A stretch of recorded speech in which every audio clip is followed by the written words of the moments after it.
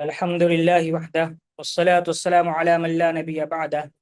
أما بعد، أعوذ بالله من الشيطان الرجيم. بسم الله الرحمن الرحيم. أم خلقوا من غير شيء أم هم الخالقون. ہر قسم کی حمد و ثنا، کبریائی، بڑائی، یکتائی، تنہائی، بادشاہی، شہنشاہی اللہ وحدہ لا شریک لہ کی ذات بابرکات کے لیے. درود و سلام امام الانبیاء والمرسلین، امام المجاہدین والمتقین، امام الحرمین والقبلتین، سید الثقلین، امامنا فی الدنیا و امامنا فی الآخرہ و امامنا فی الجنہ، کل کائنات کے سردار، میرے اور آپ کے دلوں کی بہار جناب محمد رسول اللہ صلی اللہ علیہ وسلم پر اللہم صلی وسلم وبارک علی. محترم سامعین و سامعات، آج کا ہمارا موضوع ہے اللہ تعالیٰ کا وجود. ہر مسلمان پر یہ لازم اور ضروری ہے کہ وہ 6 چیزوں پر ایمان لے آئے.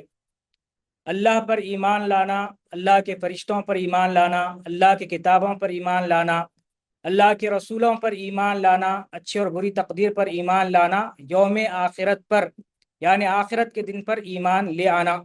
جیسا کہ صحیح مسلم کی حدیث ہے، نبی نے فرمایا الایمان ان تؤمن باللہ وملائکتہ وکتبہ ورسلہ والیوم الآخر والقدر خیرہ وشرہ. محترم سامعین و سامعات، الحمدللہ مسلمان ان 6 چیزوں پر ایمان لے آتے ہیں، اور ان 6 چیزوں میں سب سے پہلی چیز، انہیں ارکان ایمان کہا جاتا ہے، سب سے اہم رکن اللہ تعالیٰ پر ایمان لانا ہے. اور اللہ تعالیٰ پر ایمان لانے کا مطلب یہ ہے کہ اللہ رب العالمین کے وجود کو تسلیم کرنا. اللہ تعالیٰ موجود ہے، اس میں ذرہ برابر بھی شک نہیں ہونا چاہیے. جیسا ہم کو یقین ہے کہ یہ سورج ہے، یہ چاند ہے، یہ دن ہے، یہ رات ہے، یہ آسمان ہے، یہ زمین ہے، اسی طرح اس سے کہیں زیادہ اللہ رب العالمین پر یقین کرنا چاہیے. اللہ کے بارے میں ذرہ برابر بھی شک نہیں ہونا چاہیے، اور شک کی کوئی گنجائش نہیں ہے. جب تک آدمی ان 6 چیزوں پر ایمان نہیں لاتا، اس وقت تک وہ مومن ہو ہی نہیں سکتا.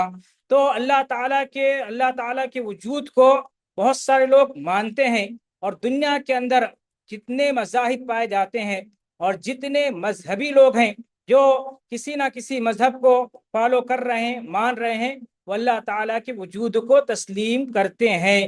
چاہے وہ ہندو ہو، نصرانی ہو، مجوسی ہو، عیسائی ہو، کسی بھی مذہب کے ماننے والے ہو، حتیٰ کہ مشرکین مکہ بھی اللہ رب العالمین کے وجود کو تسلیم کرتے تھے. اللہ کے وجود کے بارے میں تقریباً تمام مذاہب کے ماننے والوں کا اتفاق ہے. ہاں، اللہ رب العالمین کی جو صفات ہے اس کے بارے میں اختلاف ہے، یا بعض لوگ ہیں جو ایک سے زائد خداؤں کو مانتے ہیں، جو کہ گمراہ کن عقیدہ ہے، لیکن اللہ کے وجود کو تسلیم کرتے ہیں. ہمارے ہندو بھائی بھی اللہ کے وجود کو تسلیم کرتے ہیں. لیکن کہاں سے لوگ اللہ کے وجود کا انکار کرنے لگے؟ یہ جب سائنس ترقی کرنے لگی تو بعض سائنسدانوں نے کہا کہ کائنات خود بخود آ گئی ہے، اللہ کچھ نہیں ہے، لوگوں کو بس جو ہے مذہب کے نام پر بیوقوف بنایا جا رہا ہے. اس طرح کی باتیں انہوں نے کہی ہے. تو محترم سامعین و سامعات، آج کے درس میں ہم بعض دلائل آپ کے سامنے پیش کریں گے جن سے ثابت ہوتا ہے کہ اللہ رب العالمین موجود ہے. یہ ناممکن چیز ہے کہ اس کائنات کا بنانے والا کوئی نہیں ہے، کائنات خود بخود وجود آ گئی ہے. یہ جو ہے سمجھ میں آنے والی بات نہیں ہے، یہ ناممکن سی بات ہے. اہل علم نے اللہ کے وجود کو کئی طرح سے ثابت کیا ہے. 4 طرح سے انہوں نے ثابت کیا ہے. ایک عقلی دلائل دے کر کے، اسی طرح فطری دلائل، شرعی دلائل، حسی دلائل. ان 4 طرح کی دلیلوں سے اہل علم نے، علماء کرام نے اللہ کے وجود کو ثابت کیا ہے. سب سے پہلے ہم فطری دلائل جانیں گے. اللہ رب العالمین نے ہر چیز میں فطری طور پر اپنے فاطر یعنی خالق و مالک کی محبت موجود رکھا ہے، کیونکہ ہر پیدا ہونے والی چیز اپنے خالق پر ایمان اور دین اسلام پر ہی پیدا ہوتی ہے. جیسا کہ اللہ رب العالمین کا فرمان ہے، فطرت اللہ التی فطر الناس علیہا لا تبدیل لخلق اللہ. اللہ تعالیٰ کی وہ فطرت جس پر اس نے لوگوں کو پیدا کیا ہے، اللہ کی تخلیق کو بدلنا نہیں۔ اس آیت کی تفسیر میں مشہور مفسر حافظ ابن کثیر علیہ الرحمہ فرماتے ہیں کہ اللہ کی فطرت سے مراد اللہ کی معرفت اور توحید ہے، یعنی ہر مخلوق اللہ کی معرفت اور توحید پر پیدا ہوتی ہے۔ یہ فطری دلیل ہے، ہر انسان اللہ رب العالمین کے وجود کو تسلیم کرتا ہے۔ اسی طرح اللہ رب العالمین نے عہد الست میں تمام انسانوں سے اللہ کے وجود کو منوایا ہے۔ اللہ رب العالمین نے حضرت آدم علیہ السلام کو پیدا کیا، ان پر ہاتھ پھیرا اور قیامت تک پیدا ہونے والے تمام انسانوں کو پیدا کیا، تمام روحوں کو، جانوں کو پیدا کیا۔ پیدا کر کے پوچھا تمام روحوں سے خطاب کرتے ہوئے، الست بربکم، کیا میں تمہارا رب نہیں ہوں؟ سب نے کہا قالوا بلا، یقیناً تو ہمارا رب ہے، اس میں کوئی شک نہیں ہے۔ چنانچہ کہا کہ شہیدنا، ہم اس پر گواہی دیتے ہیں۔ تو تمام انسان اللہ کے وجود کو تسلیم کر چکے ہیں۔ اللہ رب العالمین نے فطرت میں چیز رکھی ہے۔ اسی طرح اللہ کے نبی صلی اللہ علیہ وسلم بیان فرماتے ہیں، کل مولود یولد علی الفطرہ فابواہ یحودانہ او ینصرانہ او یمجسانہ۔ اللہ کے نبی صلی اللہ علیہ وسلم نے فرمایا کہ ہر پیدا ہونے والا بچہ فطرت پر پیدا ہوتا ہے، یولد علی الفطرہ، فطرت پر پیدا ہوتا ہے، پھر اس کے ماں باپ، اس کے والدین یا تو اسے یہودی بناتے ہیں، یا عیسائی بناتے ہیں، یا مجوسی بنا دیتے ہیں۔ اس حدیث میں غور کیجئے کہ اللہ کے نبی صلی اللہ علیہ وسلم نے یہ نہیں فرمایا کہ اس کے ماں باپ اسے مسلمان بناتے ہیں، کیوں؟ کیونکہ وہ پہلے ہی سے اسلام پر پیدا ہو چکا ہے۔ تو یہ فطری دلائل ہے کہ ہر انسان فطری طور پر اللہ رب العالمین کے وجود کو تسلیم کرتا ہے، کوئی بھی اس کا انکار نہیں کرتا ہے۔ اسی طرح دوسری دلیل جو اہل علم نے بیان کی ہے، دوسرا طریقہ دلائل کو ثابت کرنے کا، وہ ہے شرعی دلائل، یعنی قرآن و حدیث سے جو دلائل ثابت ہیں ان کے ذریعے اللہ کے وجود کو تسلیم کیا جاتا ہے، ثابت کیا جاتا ہے۔ وجود باری تعالیٰ کے شرعی دلائل تو بہت زیادہ ہیں، حتیٰ کہ اس بارے میں کسی قسم کے شک کی بھی کوئی گنجائش باقی نہیں رہتی۔ یہی وجہ ہے کہ پیغمبروں نے اپنی قوم سے کہا تھا، افی اللہ شک فاطر السماوات والارض، کیا اللہ کے بارے میں انہیں شک ہے جو آسمانوں اور زمین کا خالق ہے۔ اسی طرح تمام پیغمبروں کی بعثت، مشہور و معروف بات ہے کہ دنیا کے اندر تقریباً انسانوں کی رشد و ہدایت کے لیے 1,00,000 سے زائد پیغمبر آ چکے ہیں۔ ان تمام پیغمبروں کی بعثت، تمام کتب سماویہ یعنی آسمانی کتابیں جو لوگوں کی رشد و ہدایت کے نازل کی گئی تھی، تورات، زبور، انجیل، صحف ابراہیم، صحف موسیٰ، قرآن مجید، اسی طرح دنیا و آخرت میں بندوں کے مسائل پر مشتمل اللہ کے احکام، نماز، روزہ، زکوٰۃ، حج وغیرہ، اور کائنات سے متعلقہ تمام خبریں اللہ تعالیٰ کے وجود کا قطعی ثبوت ہیں، اس میں کوئی شک نہیں ہے۔ یعنی ان تمام احکام، ان تمام کاموں کو بجا لانے کا حکم دینے والا اللہ تعالیٰ ہی ہے۔ اسی طرح عقلی دلائل بہت سارے ہیں۔ اللہ تعالیٰ کی وحدانیت اور وجود پر عقلی دلیل یہ ہے کہ بات ضروری ہے، کائنات کی تمام مخلوقات جیسے پہاڑ ہیں، درخت ہے، انسان ہے، حیوان ہے، سمندر، صحرا وغیرہ کا کوئی خالق و موجد ہو، کیونکہ کوئی بھی چیز خود بخود وجود میں نہیں آ سکتی۔ اللہ تعالیٰ نے فرمایا کہ ہم خلقوا من غیر شیء ام ہم الخالقون، کیا یہ لوگ پیدا کرنے والے کے بغیر ہی پیدا کیے گئے ہیں؟ محترم بھائیوں، ہم اچھی طرح جانتے ہیں کہ ایک سوئی بھی خود بخود وجود میں نہیں آتی ہے، اس کا بنانے والا ہے، تو اتنی بڑی کائنات خود بخود وجود میں کیسے آ سکتی ہے؟ اہل علم نے اسے ثابت کیا ہے۔ امام شافعی علیہ الرحمہ کے پاس چند دہری یعنی ملحد، بے دین، زندیق قسم کے لوگ جو اللہ کو تسلیم نہیں کرتے ہیں، اللہ کے وجود کا انکار کرتے ہیں، وہ آئے اور آ کر کہنے لگے کہ اللہ موجود ہے، اس کی دلیل کیا ہے، صانع کی دلیل کیا ہے؟ تو امام شافعی علیہ الرحمہ نے ان سے ایک سوال کیا، پوچھا کہ شہتوت کا پتا، اس کا رنگ، اس کی بو، اس کا مزہ سب یکساں ہے، کیا تم اس بات کو تسلیم کرتے ہو یا نہیں؟ انہوں نے کہا کہ ہاں، ہم اس کو تسلیم کرتے ہیں۔ تو پھر امام شافعی علیہ الرحمہ نے ان سے پوچھا کہ شہتوت کے پتے کو ریشم کا کیڑا کھاتا ہے تو اس کے پیٹ سے ریشم نکلتا ہے، اسی پتے کو شہد کی مکھی کھاتی ہے تو اس کے پیٹ سے شہد نکلتا ہے، اور اسی پتے کو بکری کھاتی ہے تو مینگنیاں نکلتی ہے۔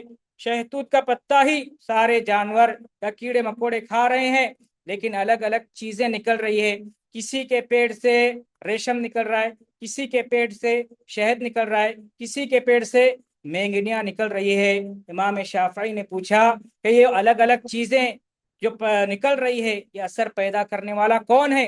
یہ اثر پیدا کرنے والا اللہ تعالی ہی ہے۔ بات ان کو سمجھ میں آئی تو اسلام قبول کیے۔ اسی طرح امام ابو حنیفہ علیہ الرحمہ کے بارے میں بھی بیان کیا جاتا ہے، تو ایک مرتبہ ایک مسجد میں بیٹھے ہوئے تھے، جو لوگ اللہ کے وجود کو تسلیم نہیں کرتے وہ ان کو قتل کرنے کے لیے تلواریں لے کر کے مسجد میں داخل ہوئے۔ امام ابو حنیفہ علیہ الرحمہ نے ان سے کہا کہ مجھے قتل کرنے سے پہلے میرے ایک سوال کا جواب دو، اس کے بعد تم جو چاہے وہ کر لینا۔ سوال یہ ہے کہ ایک آدمی تمہارے پاس آتا ہے، آ کر کہتا ہے میں نے دیکھا کہ سمندر میں ایک کشتی سامان سے لدی ہوئی ہے اور سمندر میں سیدھے جا رہی ہے، کہیں بھی مڑ نہیں رہی ہے، تیز ہوائیں چل رہی ہے، موجیں آ رہی ہے، لیکن وہ اپنے راستے پر چل رہی ہے اور اس کشتی کا ملاح نہیں ہے، یعنی اس کشتی کو چلانے والا کوئی نہیں ہے، کیا تم اس بات کو تسلیم کرو گے؟ تو انہوں نے کہا کہ تسلیم کیسے کر سکتے ہیں، ہم تسلیم نہیں کریں گے۔ تو پھر امام ابو حنیفہ علیہ الرحمٰن نے فرمایا کہ جب ایک کشتی چلانے والے کے بغیر نہیں چل سکتی تو اتنی بڑی کائنات جس کے اندر زمین ہے، آسمان ہے، چاند ہے، سورج ہے، ستارے ہیں، سیارے ہیں، موسم کی تبدیلی ہے، بہت ساری مخلوقات ہے، یہ چلانے والے کے بغیر کیسے چل سکتی ہے؟ یعنی اس کا چلانے والا بھی کوئی موجود ہے اور وہ اللہ رب العالمین ہے۔ اسی طرح مولانا خطیب الاسلام مولانا عبدالرؤف جھنڈا نگری علیہ الرحمٰن نے ایک واقعہ اپنی کتاب میں بیان کیا ہے۔ وہ فرماتے ہیں کہ ممبئی کے اندر ایک عالم دین کی تقریر تھی، وقت تھا 4 بجے، وقت مقرر تھا، یعنی 4 بجے تقریر شروع کرنا ہے۔ مولانا جب پہنچے تو ایک آدمی نے ان سے کہا کہ آپ تاخیر سے پہنچے ہیں۔ چنانچہ مولانا جو ہے اپنی گھڑی نکالے، جیب سے نکال کر کے دیکھے تو اس میں ابھی 4 منٹ باقی تھے، یعنی ان کی گھڑی میں 4 منٹ باقی تھے اور وہاں پر 4 بج رہے تھے۔ تو انہوں نے استدلال کرتے ہوئے کہا کہ یہ دیکھیے گھڑیاں، میرے پاس بھی گھڑی ہے، آپ کے پاس بھی گھڑی ہے، میرے پاس 4 منٹ باقی ہے، آپ کے پاس 4 بج رہے ہیں، کسی کے 4 منٹ آگے ہیں، کسی کے 4 منٹ پیچھے ہیں۔ یہ معمولی گھڑی جس کی ہم دیکھ بھال کرتے ہیں، توجہ دیکھتے ہیں، حفاظت کرتے ہیں، وقت پر صحیح چل نہیں سکتی، تو کیا خیال ہے کہ اتنی بڑی کائنات بغیر چلانے والے کے چل سکتی ہے؟ تو اس طرح سے جو ہے انہوں نے وجود باری تعالیٰ پر استدلال کیا ہے۔ بہرحال عقلی دلائل بہت سارے ہیں، اسی طرح حسی دلائل، محسوس کرنے والے دلائل، دلائل حسیہ بھی بہت زیادہ ہیں، جن میں سے ایک دعاؤں کی قبولیت ہے۔ میرے محترم بھائیوں، بہنوں، سامعین و سامعات، زندگی میں ایک نہ ایک وقت ایسا آتا ہے کہ جب انسان دکھ، درد، غم، الم، رنج، مصیبت میں مبتلا ہو جاتا ہے، اور ان تمام دکھوں سے، غموں سے، رنجوں سے، مصیبتوں سے، تکلیفوں سے، آفتوں سے، پریشانیوں سے نکلنے کا واحد راستہ دعا ہے۔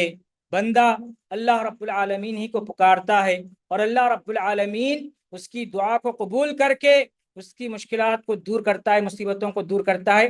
یہ اللہ کے وجود پر دلیل ہے، یعنی بندہ اس کو محسوس کر چکا ہے کہ اس نے اللہ کو پکارا تو اللہ رب العالمین نے اس کی مشکل کو دور کیا، وہ اللہ رب العالمین موجود ہے۔ اللہ نے قرآن میں فرمایا کہ امن یجیب المضطر اذا دعاہ ویکشف السوء ویجعلکم خلفاء الارض۔ اسی طرح جو ہے بہت سارے ہمارے پاس صحیح واقعات ہیں۔ حضرت یونس علیہ السلام کا مشہور واقعہ آپ جانتے ہیں، مچھلی کے پیٹ میں پھنسے ہیں اور کئی اندھیروں میں ہیں، اللہ کو پکارے تو اللہ رب العالمین نے ان کی پکار کو سن لیا اور انہیں مچھلی کے پیٹ سے نجات دے دی، وہ اللہ رب العالمین موجود ہے۔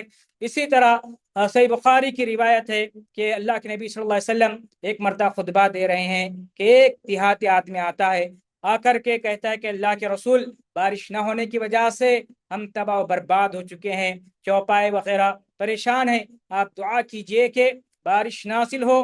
تو اللہ کے نبی صلی اللہ علیہ وسلم دعا کرتے ہیں۔ صحابی فرماتے ہیں کہ بارش نازل ہونے کا کوئی امکان نہیں تھا، یعنی بادل وغیرہ نہیں تھے۔ جیسے ہی نبی نے دعا مانگی کہ اللہ رب العالمین بارش نازل فرما، تو بادل آئے اور بہت زیادہ بارش ہونے لگی۔ پھر دوسرے جمعہ کو وہی بندہ آ کر کہنے لگا، اللہ کے رسول، کثرت بارش کی وجہ سے نقصان ہو رہا ہے، آپ دعا کیجئے کہ بارش تھم جائے۔ تو اللہ کے نبی صلی اللہ علیہ وسلم نے دعا کی کہ اللہ تعالیٰ اس بارش کو ہمارے ارد گرد مدینے کے اطراف اکناف میں نازل فرما، ہم پر نازل نہ فرما۔ تو یہاں پر بھی دلیل ہے کہ اللہ رب العالمین نے دعا کو قبول کیا۔ گویا اللہ اس مصیبت کو دور کرنے والا، دعا کو قبول کرنے والا کون ہے؟ صرف اور صرف اللہ رب العالمین ہی ہے۔ یہ حصے دلائل ہے۔ اسی طرح حصے دلائل میں معجزات بھی شامل ہوتے ہیں، اہل علم نے اسے بھی شمار کیا ہے۔ معجزہ کا مطلب ہوتا ہے خلاف عادت یا خرق عادت چیز ہے۔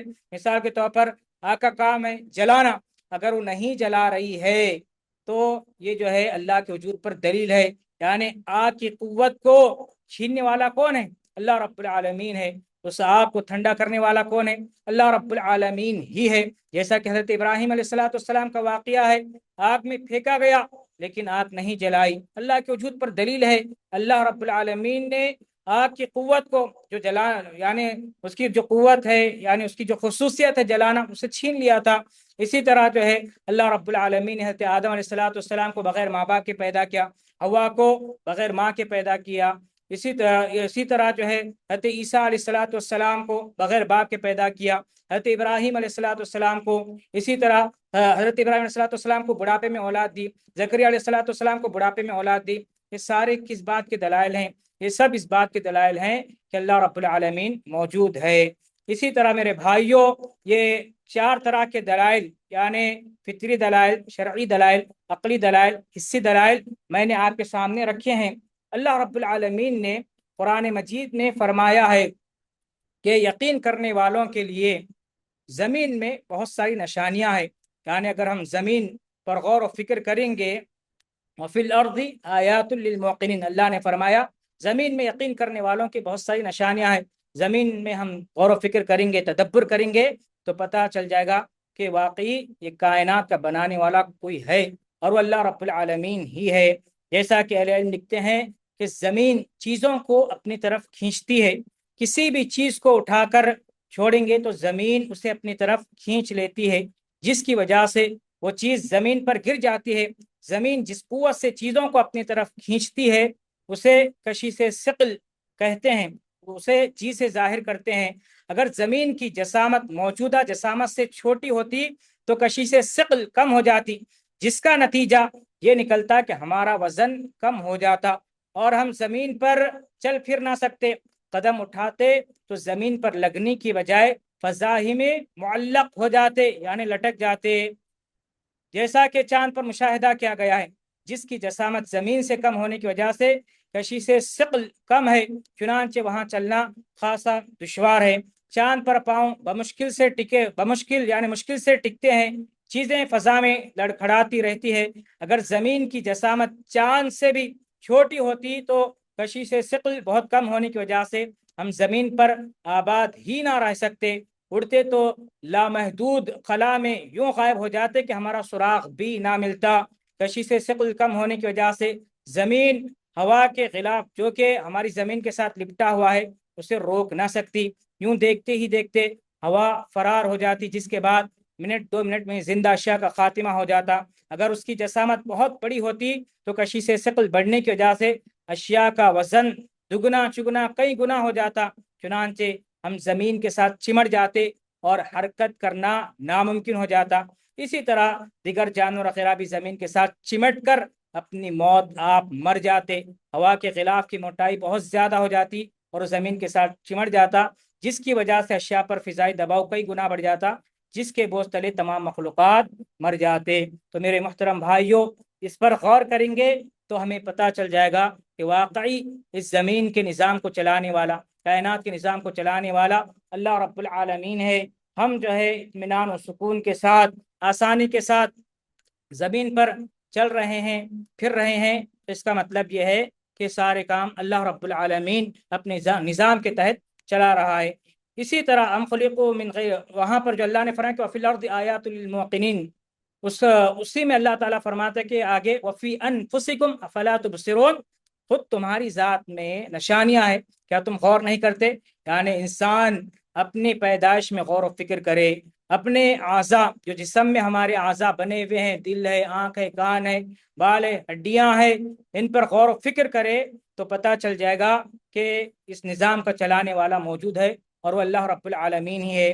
دماغ ہے، دماغ کے بارے میں اب کیونکہ میں تفصیل سے بتانا نہیں چاہ رہا، بس اتنا جان لیجئے کہ اگر ہمارے دماغ میں خرابی پیدا ہو جائے، یعنی ہمارا دماغ جو ہے پورے جسم سے اوپر سے نیچے تک جڑا ہوا ہے، اگر ہمارے دماغ میں خرابی پیدا ہو جائے، ہمارا پیشاب قابو نہ رہ سکے، ابھی کیسا ہے معاملہ کہ پیشاب پاخانے کو ہم کنٹرول کر سکتے ہیں، بسا اوقات کنٹرول نہیں کر سکتے ہیں، وہ کبھی کبھار کا معاملہ ہے، بیماری وغیرہ کا معاملہ ہے، لیکن عموماً ہم کنٹرول کر سکتے ہیں۔ لیکن دماغ میں خرابی پیدا ہو جائے، ہمارا پیشاب قابو نہ رہ سکے، آنکھیں ہونے کے باوجود ہم دیکھ نہ سکیں، کان ہونے کے باوجود ہم سن نہ سکیں، یعنی بہرے ہو جائیں، اندھے ہو جائے، ہماری یادداشت ختم ہو جائے، اور اگر توازن کو دماغ کنٹرول نہ کرے تو چند سیکنڈ بعد ہم کھڑے ہوں یا بیٹھے ہوں فوراً ہی گر جائیں گے۔ ان عوامل کو کنٹرول کرنے کے لیے ہمارے دماغ میں جو حسابی مساواتیں حل ہو رہی ہیں، کسی ایک عمل کے فارمولے اور مساواتیں لکھی جائے تو کئی اوراق بھر جائیں، حل کے دوران کسی ایک جگہ غلطی ہو جائے تو پورا عمل غلط ہو جائے، مثلا توازن کے عمل میں غلطی ہو تو ہم فوراً گر جائیں۔ دماغ اور جسم کے درمیان دو طرفہ رابطہ ہے، دماغ کا اعضاء سے اور اعضاء کا دماغ سے، جو کام دماغ کر رہا ہے دنیا کی جدید ترین سپر کمپیوٹر بھی نہیں کر سکتے۔ بہرحال دماغ پر غور کریں گے تو پتہ چلے گا کہ اسے چلانے والا اللہ رب العالمین ہی ہے۔ اسی طرح دل ہے، دل ہمارے جسم میں دھڑکنے والا دل ہے، گوشت کا ایسا لوتھڑا ہے جو مسلسل دھڑکتے جا رہا ہے، ہم سو رہے ہیں، جاگ رہے ہیں، چل رہے ہیں، پھر رہے ہیں، کھڑے ہیں، بیٹھے ہیں، دوڑ رہے ہیں، کچھ بھی کر رہے ہیں، لیکن دل اپنا مسلسل کام جاری رکھے ہوئے، اس کا کام دھڑکنا ہے، دھڑکتے رہتا ہے۔ کبھی ہم نے سوچا کہ یہ ایک منٹ میں 70 سے 100 مرتبہ دھڑکتا ہے، ایک دن میں تقریباً 1,00,000 مرتبہ دھڑکتا ہے۔ یہ خالی دھڑکتا ہی نہیں بلکہ اپنی حرکت کے دوران نہایت اہم کام سر انجام دے رہا ہے۔ اس میں دو قسم کے خون، صاف اور گندے کی سپلائی کا نظام ہے، یہ پمپ کی طرح کام کرتے ہوئے صاف خون پورے جسم کو پریشر سے پہنچاتا اور جسم میں استعمال شدہ خون کو واپس لیتا ہے اور اسے صاف کر کے آکسیجن کی آمیزش سے دوبارہ پورے جسم کے ہر خلیے تک پہنچاتا ہے۔ دونوں قسم کے خون دل کے اندر ایک دوسرے سے نہیں ملتے، ضرورت کے مطابق دل کے تمام والز کھلتے اور بند ہوتے ہیں۔ جسم میں خون کی گردش کا نام زندگی ہے، یہ دل نہ تھکتا ہے، نہ تھمتا ہے، نہ آرام کرتا ہے، اگر یہ حرکت نہ کرے تو کچھ ہی لمحوں میں انسان مر جائے۔ اس سارے نظام کو چلانے والا کون ہے؟ اللہ رب العالمین ہے۔ ذرا غور کیجئے، کیا اس دل کو کسی نے ڈیزائن نہ کیا ہوگا؟ کیا گوشت خود بخود دل کی شکل میں تبدیل ہو گیا ہوگا؟ کیا یہ مسلسل خود بخود چل رہا ہے؟ اس نازک چیز کو بڑی حفاظت سے سینے کے مضبوط ہڈیوں کے جال کے اندر رکھا گیا ہے، کیونکہ اس پر زندگی کا انحصار ہے، اسے اسی جگہ رکھا گیا ہے جہاں اس کی مکمل حفاظت ہو سکے۔ انسان چاہے دوڑے، لیٹے، گرے، اسے کوئی چوٹ آئے، ان حادثات کا اثر آسانی سے دل تک نہیں پہنچتا۔ بہرحال میرے بھائیوں، اس پر بھی غور کریں گے تو اللہ کے وجود پر یقین آ ہی جائے گا۔ اسی طرح بال ہے، اللہ رب العالمین نے گوشت سے انسانوں کے بال نکالے ہیں۔ بالوں کے بارے میں غور و فکر کیجئے کہ ہمارے سر پر بال ہیں، چہرے پر بال ہیں، اسی طرح جو ہے آنکھوں کے پلکوں پر ہمارے بال ہیں، پپوٹوں پر جو ہے بال ہیں۔ آپ یہاں پر غور یہ کرنا ہے کہ سر کے بال بڑھتے ہی رہتے ہیں، بڑھتے رہتے ہیں، چہرے کے، مردوں کے مونچھ کے بال اور داڑھی کے بال بڑھتے ہی رہتے ہیں، لیکن آنکھوں کے بال ایک مقدار تک، یعنی جتنا بڑھنا ہے اتنا بڑھتے ہیں، اس کے بعد معاملہ، اس کے بعد سلسلہ تھم جاتا ہے، نہیں بڑھتے ہیں۔ اور اسی طرح آنکھوں کے اوپر کے جو بال ہے، پپوٹے کے بال، وہ بھی جو ہے وہ ہمارے جو ہے نہیں بڑھتے ہیں۔ پلکوں کے بال ہیں، آنکھوں کے بال ہیں، یہ نہیں بڑھتے ہیں، رک جاتے ہیں۔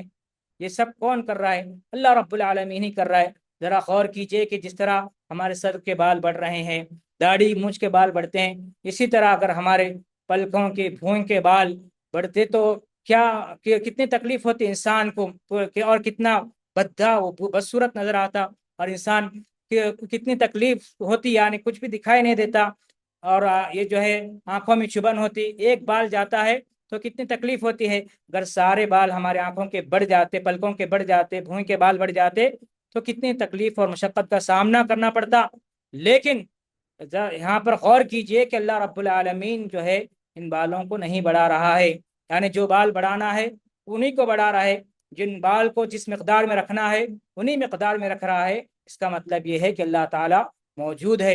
اور ایک چیز یہ بھی غور کیجئے کہ جس طرح ہمارے جسم میں گوشت ہے، یہ چہرہ ہے، چمڑا ہے، ہڈیاں ہے، نسیں وغیرہ ہے، عورت کا بھی چہرہ ہے ویسا ہی رہتا ہے، یعنی اس پر بھی جو ہے گوشت ہے، خون وغیرہ، رگیں ہیں، سب کچھ ہے جہاں سے اللہ رب العالمین نے بال پیدا کیا ہے۔ لیکن عورت کے چہرے پر مونچھ اور داڑھی اللہ رب العالمین نے نہیں اگائی ہے۔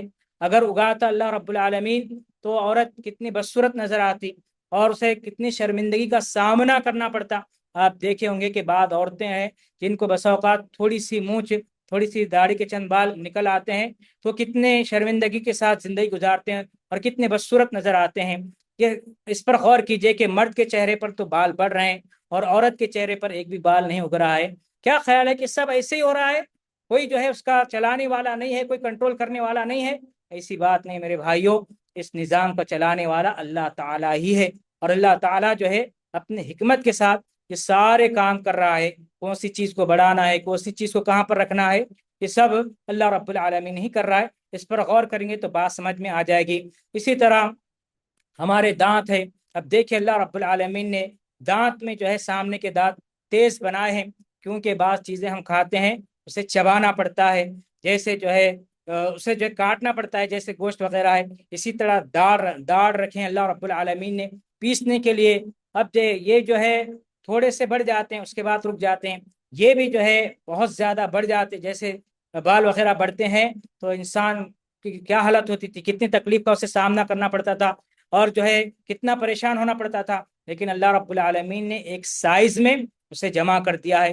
اور جو ہے آپ جانوروں میں غور کر سکتے ہیں کہ جو جانور گوشت خور ہوتے ہیں، یعنی گوشت کھانے والے ہوتے ہیں، ان کے دانت کیسے ہوتے ہیں، اور اسی طرح جو جانور گھاس کھاتے ہیں ان کے دانت کیسے ہوتے ہیں۔ اس پر غور کیجئے، یہ کون کر رہا ہے، یہ ساری چیزیں کرنے والا کون ہے؟ اللہ رب العالمین ہی ہے۔ اور اس پر بھی غور کیجئے کہ اللہ رب العالمین نے دانتوں کا کلر سفید ہی رکھا ہے، کیونکہ دانتوں کی خوبصورتی وہ سفید رنگ ہی میں ہے۔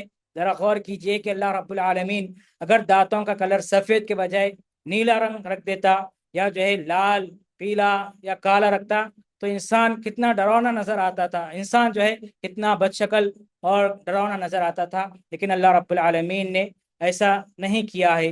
اسی طرح اللہ رب العالمین نے زبان رکھی ہے میرے بھائیوں، زبان یہ اللہ کی بہت بڑی نعمت ہے۔ اللہ رب العالمین نے زبان بہت ہی کامل نظام کا حصہ بنایا ہے، جسے بہت مہارت سے ڈیزائن کیا گیا ہے۔ یہ ایسے گوشت سے بنائی گئی ہے جس میں ذائقہ یعنی ٹیسٹ کی صلاحیت ہے، کون سی چیز میٹھی ہے، کھاری ہے، اور اسی طرح نمکین وغیرہ ہے، سب زبان ہی سے پتہ چلتا ہے۔ بولنے کے دوران اور کھانا کھاتے ہوئے خود بخود بڑی تیزی سے تیز اور مضبوط دانتوں کے درمیان چلتی ہے، لیکن دانتوں کے نیچے نہیں آتی۔ ضرورت کے مطابق غذا پر پانی یعنی لعاب چھڑکتی ہے تاکہ کھانا حلق میں نہ پھنس جائے، اور کھانے کو دانتوں پر ادھر ادھر حرکت دیتی ہے تاکہ لقمہ پیسا جا سکے۔ اسے ضرورت کے مطابق ایسے مادے سے بنایا گیا ہے جو نرم اور لچکدار ہونے کے باوجود اتنی آسانی سے زخمی نہیں ہوتا۔ کیا یہ قدرت کی کاریگری کی بہت بڑی دلیل نہیں ہے؟ اس پر بھی غور کریں گے تو ہمیں پتہ چل جائے گا کہ واقعی اس نظام کو چلانے والا کوئی ہے، اور وہ کون ہے؟ وہ صرف اور صرف اللہ رب العالمین ہے۔ اسی طرح جانوروں میں بھی غور کیجئے کہ اللہ رب العالمین جانوروں کے تھن سے دودھ نکال رہا ہے، پیڑ سے، اسی کے اندر گوبر بھی ہے، خون بھی ہے، پانی بھی ہے، بہت کچھ ہے، لیکن اسی کے درمیان سے اللہ رب العالمین صاف و شفاف دودھ نکالتا ہے۔ اس پر بھی غور کریں۔ انڈے کے بارے میں غور کریں کہ اللہ رب العالمین کس طرح سے جو ہے انڈے کو، حالانکہ کوئی چھلکا بناتا ہے، مضبوط چھلکا، اس کے اندر کوئی سہارا نہیں ہے چپکنے کے لیے، اللہ رب العالمین اسے بناتا ہے، پھر اسی سے چوزا بھی نکالتا ہے۔ اسی انڈے کو اگر مرغی جو ہے مرغی بیٹھتی ہے تو چوزا بنتا ہے، اور چوزا جو ہے چونچ آنے کے بعد خود بخود اسے توڑ کر کے پھوڑ کر کے باہر نکلتا ہے۔ یہ سب سمجھ اور یہ سب نظام کون دے رہا ہے؟ اللہ رب العالمین ہی دے رہا ہے۔ میرے محترم بھائیوں، ایسے بہت سارے دلائل ہم بیان کر سکتے ہیں، لیکن چونکہ الحمدللہ ہم مسلمان ہیں اور ہم سب کو اللہ کے وجود پر یقین ہے۔ اب آئیے ایک اہم سوال کی طرف، جس کی وجہ سے اس ٹاپک پہ ہمیں دلائل دینا پڑتا ہے یا اس موضوع پہ گفتگو کرنی پڑتی ہے، وہ یہ ہے کہ جب ہر چیز کا خالق اللہ رب العالمین ہی ہے تو پھر اللہ رب العالمین کا خالق کون ہے؟ یعنی ہر چیز کو اللہ تعالیٰ نے پیدا کیا ہے، تو پھر اللہ رب العالمین کو کس نے پیدا کیا ہے؟ یا اللہ رب العالمین یہ ہے؟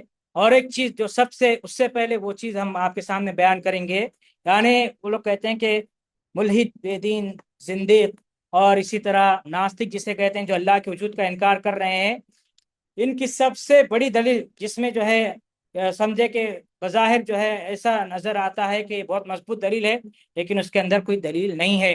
وہ کہتے ہیں کہ اگر اللہ تعالیٰ موجود ہے، اللہ کا وجود ہے، تو نظر کیوں نہیں آتا ہے؟ یہ جو ہے وہ بولتے ہیں۔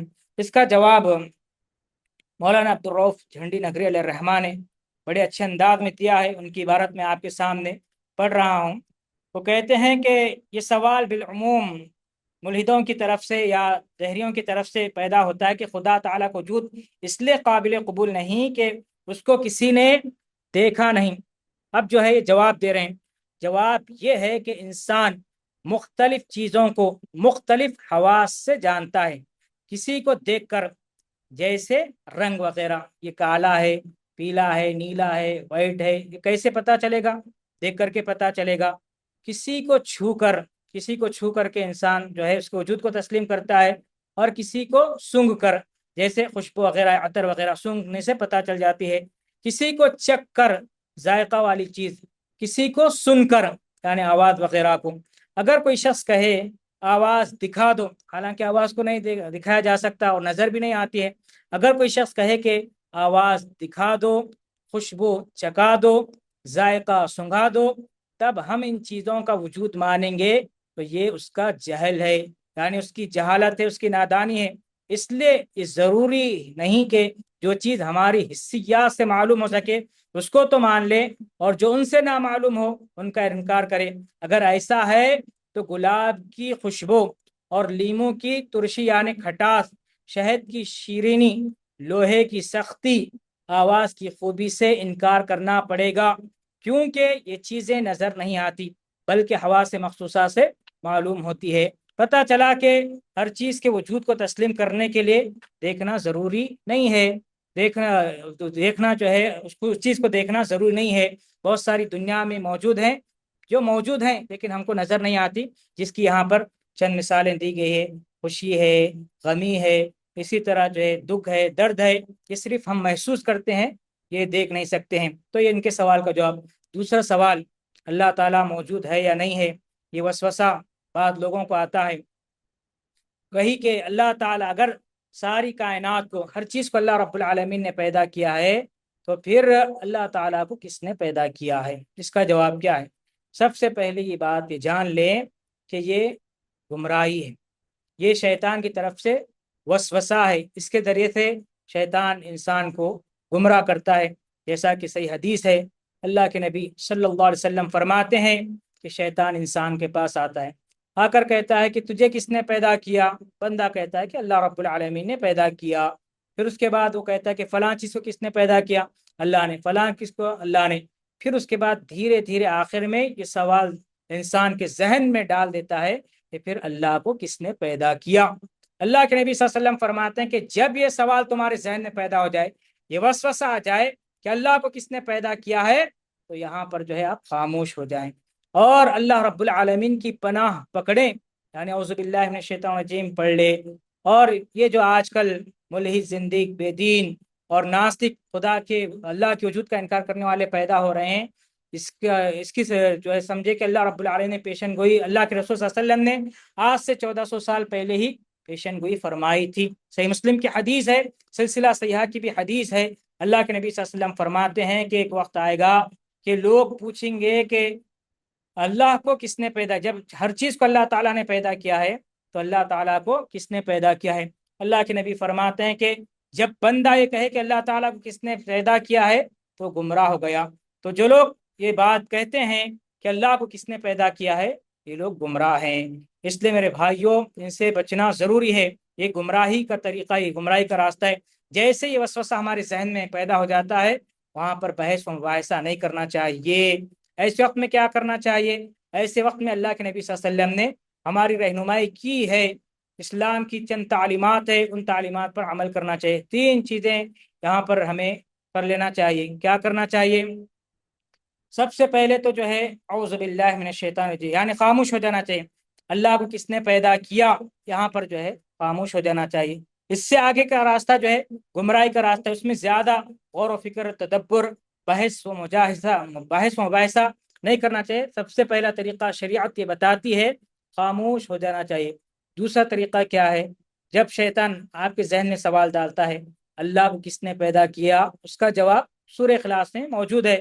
وہ سورہ پڑھ لینا چاہیے کہ قل اللہ احد اللہ الصمد لم یلد ولم یولد ولم یکن لہ کفوا احد۔ اللہ کو کسی نے پیدا نہیں کیا، اللہ ہی خالق ہے، اللہ کا کوئی خالق نہیں ہے۔ اللہ تعالیٰ کے نہ ماں باپ ہیں، نہ بیوی بچے ہیں، اولاد کچھ بھی نہیں ہے۔ اللہ تعالیٰ پہلے ہی سے وہی اول ہے، وہی آخر ہے، وہی ظاہر ہے، وہی باطن ہے۔ اللہ تعالیٰ کو کسی نے پیدا نہیں کیا ہے، ایک چیز۔ دوسری چیز یعنی سورہ اخلاص پڑھ لینا چاہیے۔ اور تیسرا کام کیا کرنا چاہیے کہ اعوذ باللہ من الشیطان الرجیم پڑھ کر کے بائیں طرف تھتکارنا چاہیے۔ اعوذ باللہ من الشیطان پڑھنے کے بعد جو ہے تو اس طرح جو ہے بائیں طرف تھوکنا چاہیے۔ ان تمام احادیث کو بیان کرنے کے بعد علامہ ناصر الدین البانی علیہ الرحمہ بیان کرتے ہیں کہ کسی کے ذہن میں شیطان یہ وسوسہ ڈال رہا ہے اللہ کو کس نے پیدا کیا ہے، ایسے وقت میں انسان خاموش ہو جائے، اللہ کے نبی نے جو طریقے بتائے ہیں انہیں پر عمل کر لے، انشاءاللہ شیطان کی طرف سے آنے والا یہ وسوسہ دور ہو جائے گا۔ یعنی کیا کرنا ہے؟ ایسے وقت میں خاموشی اختیار کرنا ہے، ایسے وقت میں اعوذ باللہ من الشیطان الرجیم پڑھنا ہے، ایسے وقت میں اللہ احد اللہ الصمد لم یلد ولم یولد ولم یکن لہ کفوا احد پڑھنا ہے، ایسے وقت میں 3 مرتبہ بائیں طرف دھتکارنا ہے۔ اور اللہ ناصر الدین البانی فرماتے ہیں کہ اس کے علاوہ کچھ بھی نہیں کرنا چاہیے۔ یعنی جو لوگ اللہ کے وجود کا انکار کر رہے ہیں ان کے ساتھ بحث و مباحثہ نہیں کرنا چاہیے، کیونکہ اس کا کوئی خاص فائدہ نہیں ہے۔ اس لیے میرے بھائیوں، اگر کسی کو اس طرح کا وسوسہ آتا ہے تو ہمیں جو ہے یہ عمل کر لینا چاہیے، انشاءاللہ شیطان کی طرف سے جو وسوسہ آ رہا ہے وہ دور ہو جائے گا۔ اب جو ہے یہ وسوسے کیوں آتے ہیں، ہم کیسے ان سے بچ سکتے ہیں، اس کا ایک طریقہ تو ہم نے آپ کو بتا دیا ہے۔ دوسری بات یہ ہے کہ ہمیشہ ہمیشہ اللہ رب العالمین سے دین پر ثابت قدمی کی دعا مانگے۔ ویسے ہم ہر روز ہر نماز کی ہر رکعت میں ہدایت کی دعا مانگ رہے ہیں کہ اہدنا الصراط المستقیم، اے اللہ ہم کو سیدھے راستے پر چلا، ہدایت کی دعا مانگ رہے ہیں۔ بعض لوگ کہتے ہیں کہ بھائی جب ہم پہلے ہی سے ہدایت پر ہیں تو پھر ہدایت کی دعا مانگنے کی کیا ضرورت ہے؟ میرے بھائیوں، کون آدمی کب گمراہ ہو سکتا ہے کہہ نہیں سکتے ہیں۔ ہم دیکھ رہے ہیں کہ سوشل میڈیا کے زمانے میں اچھے اچھے لوگ مرنے سے پہلے گمراہ ہو کر کے مر رہے ہیں، کوئی منکر قرآن ہو کر کے، کوئی منکر حدیث ہو کر کے، کوئی جو ہے رافضی ہو کر کے، کوئی ناصبی ہو کر کے، کوئی معجزات کا انکار کر کے، کوئی نبوت کا انکار کر کے، کوئی اللہ کے وجود کا انکار کر کے، کس طرح سے گمراہ ہو رہے ہیں۔ اس لیے ہمیشہ اللہ رب العالمین سے ہدایت کی دعا مانگے، اور یہ دعا ضرور مانگنی چاہیے کہ یا مقلب القلوب ثبت قلبی علی دینک ثبت قلبی علی طاعتک، اے دلوں کے پھیرنے والے میرے دل کو تیرے دین پر ثابت قدمی عطا فرما۔ یہ دعا کون مانگتے تھے؟ اللہ کے نبی صلی اللہ علیہ وسلم مانگتے تھے۔ جب اللہ کے نبی صلی اللہ علیہ وسلم مانگتے تھے تو ہمیں بدرجہ اولا مانگنا ہے۔ کون آدمی کب گمراہ ہو سکتا ہے؟ اس سے بہت ساری مثالیں پڑھی تاریخ میں۔ عمران بن حطان، یہ بہت بڑے عالم دین گزرے ہیں اہل سنت والجماعت کے، یہ صحابہ کے شاگرد تھے اور جو ہے بہت معتبر عالم دین تھے۔ ایک مرتبہ ان کو ایک لڑکی سے سمجھے کہ محبت ہو گئی، اور وہ لڑکی خارجی تھی، چنانچہ انہوں نے اس خارجی لڑکی سے یہ کہہ کر کے شادی کی کہ میں نکاح کر لینے کے بعد، اپنی بیوی بنانے کے بعد اسے اہل سنت بناؤں گا۔ لیکن معاملہ کیا ہوا؟ معاملہ الٹا ہو گیا۔ اسی لڑکی نے عمران بن حطان کو، جو صحابہ کے شاگرد تھے، اہل سنت کے امام تھے، بہت بڑے پائے کے عالم دین تھے، خارجی بنایا اس لڑکی نے۔ اور ایسا خارجی بنایا کہ حضرت علی رضی اللہ تعالی عنہ کو جس خارجی نے قتل کیا ہے اس کی تعریف کرتے تھے، قصیدے پڑھا کرتے تھے۔ اس لیے ہمیشہ یہ دعا مانگی، آج کل فتنوں کا دور ہے، ہمیشہ اللہ رب العالمین سے دعا مانگے، یا مقلب القلوب ثبت قلبی علی دینک، یا ثبت قلبی علی طاعتک۔ اور دوسری چیز یہ ہے کہ ہمیشہ اللہ کا ذکر کرتے رہیں، کیونکہ اللہ کے ذکر ہی سے دلوں کو اطمینان نصیب ہوتا ہے۔ جو بے چینی ہے اللہ کے بارے میں انشاءاللہ وہ دور ہو جائے گی، جیسا کہ اللہ نے فرمایا کہ الذین آمنوا وتطمئن قلوبهم بذکر اللہ، الا بذکر اللہ تطمئن القلوب۔ اسی طرح ایک اہم چیز یہ ہے کہ نیک لوگوں کی صحبت میں رہے، گمراہ لوگوں کی صحبت میں نہ رہے۔ ہم جن کے ساتھ رہ رہے ہیں وہ اچھے لوگ ہونا چاہیے، صحیح منہج کو فالو کرنے والے ہونا چاہیے، سلف صالحین کے منہج پر چلنے والے لوگ ہونا چاہیے۔ گمراہ لوگ جو بے دینی الہاد پھیلا رہے ہیں، اللہ کے وجود کا انکار پھیلا رہے ہیں، ایسے لوگوں کے ساتھ ہماری اٹھک بیٹھک نہیں ہونی چاہیے، بلکہ صحیح لوگوں کے ساتھ ہماری بیٹھک ہونی چاہیے، صحیح لوگوں کے ساتھ ہماری دوستی ہونا چاہیے، انہی کے ساتھ ہمارا اٹھنا بیٹھنا ہونا چاہیے، کیونکہ صحبت کا اثر انسان کی زندگی پر بہت زیادہ پڑتا ہے۔ آپ غور کیجئے، حضرت نوح علیہ السلام کا بیٹا غلط لوگوں کی صحبت میں رہا، جس کی وجہ سے ہدایت سے محروم رہا اور اللہ کے عذاب کا شکار ہو گیا۔